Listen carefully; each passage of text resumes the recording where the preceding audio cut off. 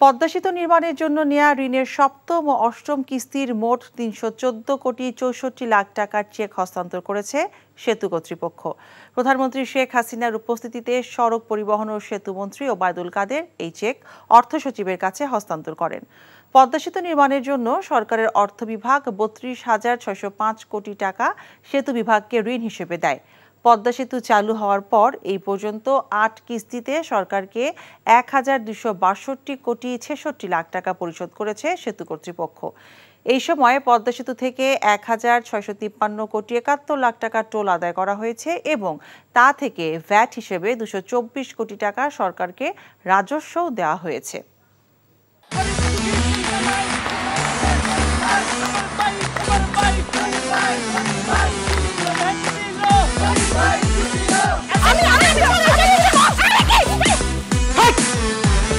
কি ধরনের আকাম করছে জানো? সারা বিয়ে করলো দুখান, কিন্তু ফেসবুকে রিপোর্ট করেছে একখান। মেজাজটা আমার তো হট হয়ে রয়েছে অনেক আগ থেকে। আমি আমার জান পাখি, সোনা পাখি, টিয়ে পাখি, কি করতেছো? ফেসবুকে একটা পোস্টে অ্যাংরি রিঅ্যাকশন দিচ্ছে। Don't touch my body.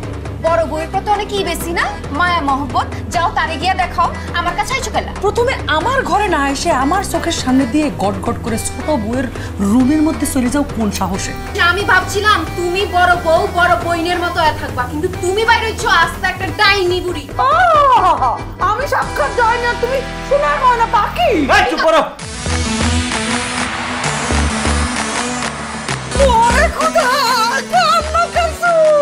Gulshan বনানীর মায়েরা যেমন চুল কালার করে না, আমার তো মনে হইতেছে গনি মিয়া কোনো গুলশান বনানীর মডার্ন মায়ের প্রেমে পড়ছে। আমি জীবনে বিয়ে যদি করি একখান করবো দুইখান করবো না।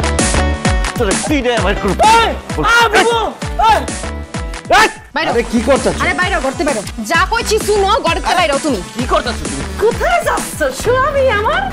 হ্যাঁ, তুমি ছাড়া মোর কোনো গতি নাই, তোমার ঘরে একটুখানি দাও ঠাই। দেখাই দিচ্ছে ছোট বউ তার আসল রূপ, নাগিনী সাপিনী। শুনছি ভালোবাসা টিকে থাকে বিশ্বাসের উপর। আমার উপর তোমাদের সেই বিশ্বাস ছিল, আজকে দেখতেছি আমার উপর আর কোনো বিশ্বাস নাই। যেহেতু বিশ্বাস নাই, তোমাদের সাথে থাকার কোনো ইচ্ছা আমার নাই।